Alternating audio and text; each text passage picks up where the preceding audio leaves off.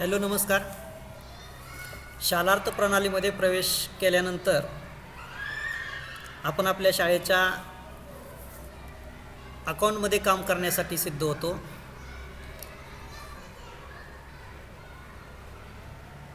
आता आपल्या समोर प्रत्यक्ष शालार्थ प्रणालीमध्ये प्रवेश केलेली विंडो दिसून येत आहे. आपण आपल्याच शाळेच्या अकाउंटमध्ये काम करीत आहोत याची खात्री करून घेण्यासाठी वरच्या बाजूला जी वेलकम लाईन आहे ती नेहमी तपासून घ्यायची, जेणेकरून आपण आपल्याच शाळेच्या अकाउंटमध्ये काम करतो आहे की याची आपल्याला खात्री होऊन जाईल. शाळेचं नाव आणि मुख्याध्यापकाचं नाव इथं वेलकम लाईनमध्ये आपल्याला दिसतं. Home, help, setting, change password, log out हे महत्त्वाचे टॅब या ठिकाणी आपल्याला दिसून येतात. या प्रणालीमध्ये महत्त्वाच्या काही स्टेप शाळांकडून करणं अपेक्षित आहे आणि काही स्टेप पे युनिटकडून करणं अपेक्षित आहे. त्यापैकी ऑफिस संबंधी माहिती भरण्याची जी महत्त्वाची पहिली स्टेप आहे ती आज आपण इथं शिकून घेणार आहोत. समोर दिसत असलेले वर्क लिस्ट आणि रिपोर्ट्स, यामध्ये आपल्याला वर्क लिस्ट आणि त्यातूनही पेरोल याच लिंकवरती जास्तीत जास्त काम करायचं आहे. Payroll organisation oblique office profile आणि त्यातील उपमेनू ऑर्गनायझेशन ऑब्लिक ऑफिस इन्फॉर्मेशन हा अगदी सुरुवातीला ऑफिस संबंधी माहिती लिहिण्यासाठी वापरावयाचा फॉर्म आहे. पुन्हा एकदा तो मेनू आपण पाहूया. Work list, payroll, organisation oblique office profile आणि त्यातील उपमेनू organisation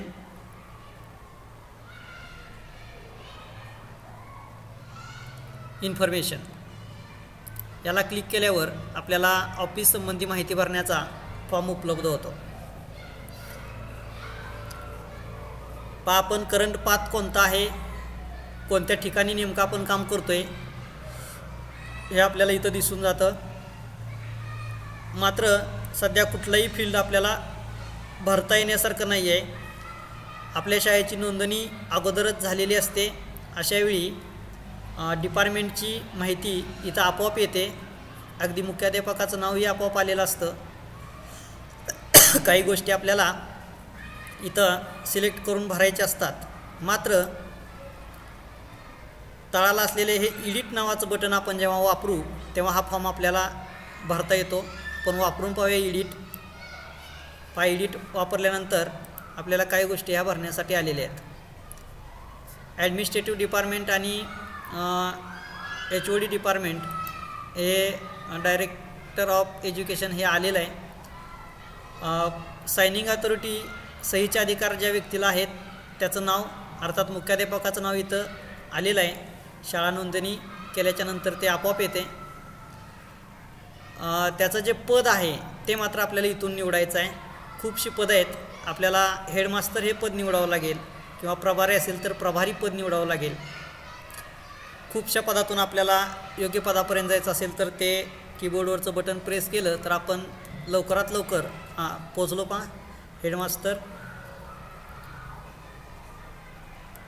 with effect from date, मुख्याध्यापकांना सहीचे अधिकार मिळाले तो दिनांक इथं टाकायचा आहे. दिनांक लिहिण्याची जी पद्धत आहे ती DDMMYY अशी आहे. प्रथम दिवस लिहायचा आहे 1/5/2007. त्यानंतर शाळेचा टॅन नंबर लिहायचा आहे. जसा व्यक्तीसाठी पॅन नंबर आवश्यक असतो तसा संस्थांसाठी टॅन नंबर असतो. तो टॅन नंबर इथं लिहून घ्यायचा आहे.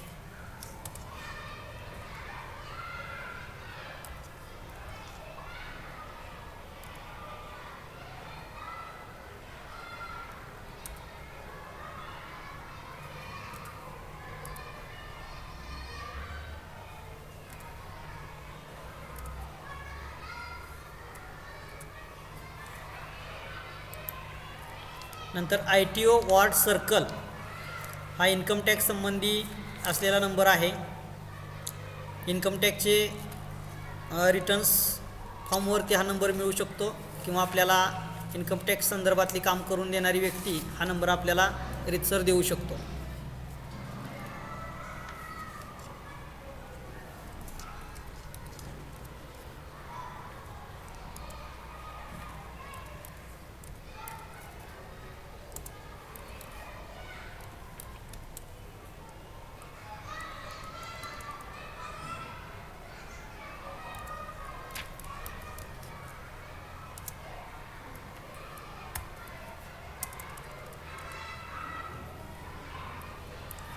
त्याला फील्डची मर्यादा आहे.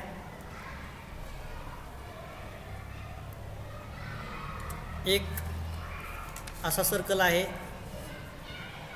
साताऱ्यामधल्या कराड तालुक्याचा. या फॉर्मनंतर बँक डिटेल आपल्याला भरायचे आहेत की जिथं आपल्याला पगार जमा होतो त्या बँकेची माहिती. इथं सिलेक्ट करून आपण मध्यवर्ती बँकेचा पर्याय निवडायचा आहे. Satara district, Satara district central cooperative bank limited. Bank निवडून झाल्यावर आपल्याला त्याची ब्रँच नेम निवडायचे आहे.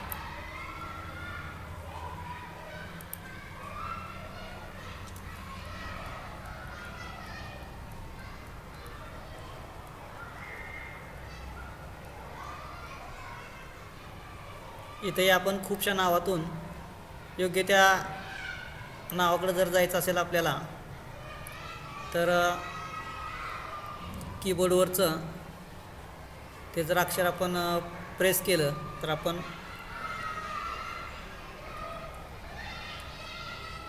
आहेत भरपूर नावं.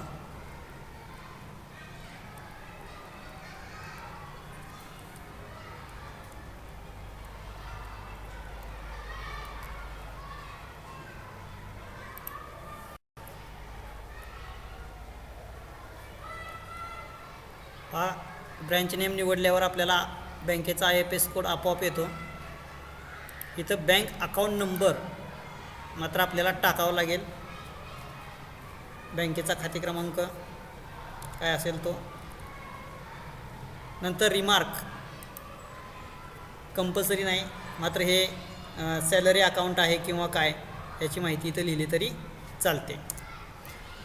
हा सगळा फॉर्म लिहिल्यानंतर आपल्याला सेव्ह नावाचं बटन वापरावं लागेल. ही माहिती पे युनिटकडं पाठवण्यात येईल इथं सेव्ह झाल्यावर. यानंतर आपण जो दुसरा फॉर्म आहे तो फॉर्म भरणार आहोत. Work list, payroll, organisation office profile आणि ऑर्गनायझेशन ऑफिस.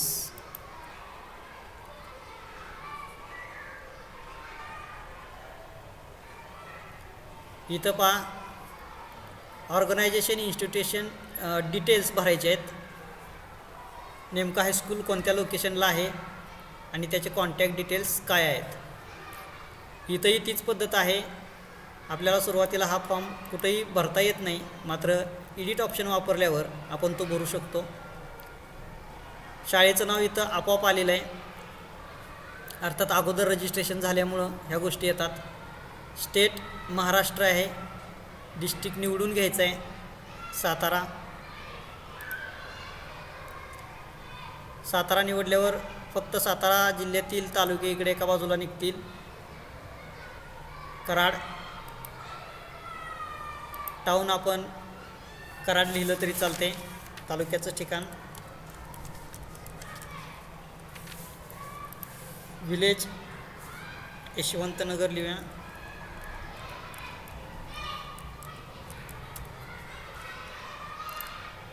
इथं मात्र पोस्टल ॲड्रेस विस्तृत स्वरूपात लिहिण्यासाठी सोय आहे. जागाही भरपूर आहे. आपण इथं विस्तृत स्वरूपात लिहू शकतो.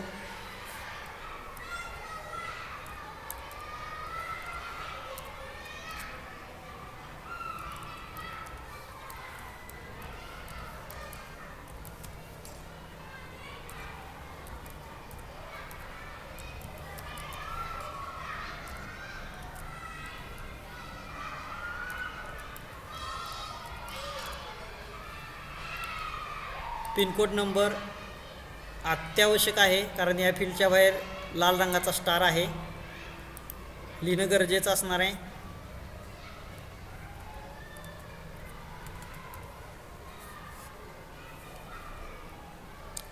ऑर्गनायझेशन किंवा इन्स्टिट्यूशन सिटी क्लास इथं निवडायचं आहे.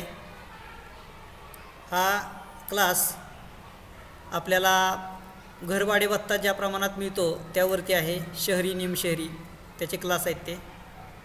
आपल्यासाठी क्लास सी. इन्स्टिट्यूशनचा जो नंबर आहे तो इथं आपोआप आलेला आहे रजिस्ट्रेशन आधी झाल्यामुळं. पर्सेंटेज ऑफ ग्रँट, आपल्याला किती टक्के ग्रँटेबल आपलं शाळा आहे ते लिहायचं आहे. 100% बाबतीमध्ये 100 किंवा काही असेल ते ग्रँट या ठिकाणी लिहायचे. टेलिफोन नंबर, कॉन्टॅक्ट डिटेल्स, अर्थात ही माहिती शाळेची असल्यामुळं शाळेचा टेलिफोन नंबर आहे. मात्र टेलिफोन नंबर लिहिताना एक विशेष काळजी घ्यायची आहे. STD कोड आणि मुख्य नंबर यामध्ये कुठेही अंतर, रेष असं काही करायचं नाही, तो सलग लिहित जायचा आहे.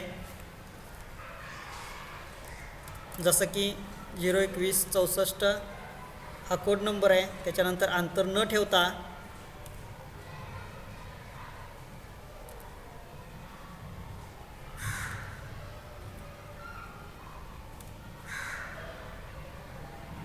असा तो नंबर नोंदवायचा आहे. टेलिफोन नंबर 2 अर्थात मोबाईल नंबर मुख्याध्यापकाचा नोंदवावा.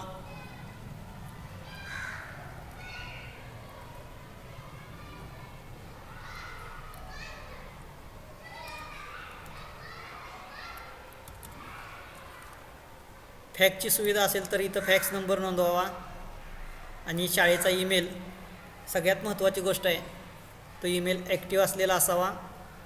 अर्थात RMSA कडून आपण बरेचसे ईमेल कामासंदर्भात वापरायला घेतलेले आहेत RMSA नावाचे, त्यापैकी एक तो आपण इथं लिहावा.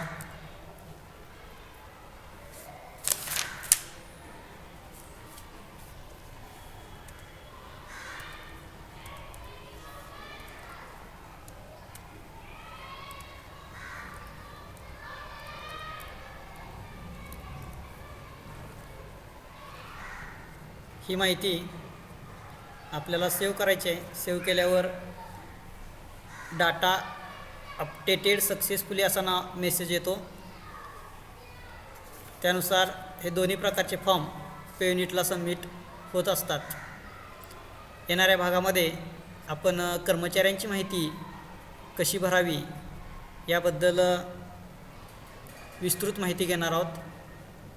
धन्यवाद.